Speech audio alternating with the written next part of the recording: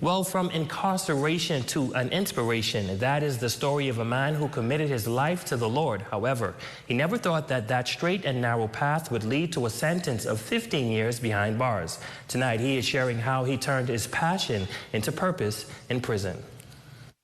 5 years ago, I was doing a good deed, gave someone a ride, but turned into me being convicted of assault with intent to commit a rape. In 2013, 49-year-old Kenyatta Lewis was found guilty on charges of sexual assault. Throughout the trial, he says the judge reiterated multiple times that there was no corroborating evidence to support the allegations, yet still the jury found him guilty by a vote of 6-3. It was a rough time in prison, especially being convicted of something that I didn't do. For 5 years, he spent 23 hours within the confines of a cramped 6x9 room with 7 other men. Yet amid these harsh conditions, he remained devoted to his belief in God. I ended up working in the chapel, and I realized that there's a lot of guys in there that needed to be discipled.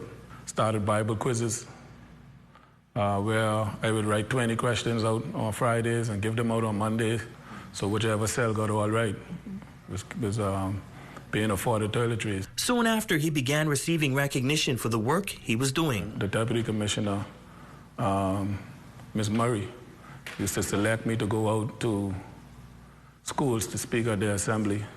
They had a 12th grade class came into the prison to do their BJC study on me.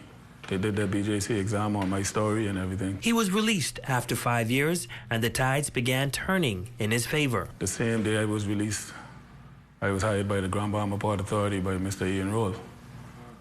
I came out on Friday, and Monday I went to work. He is sharing his story to inspire others and show that no matter what life throws at you, you can emerge victorious. He now lives by this motto: no dark days, just lessons.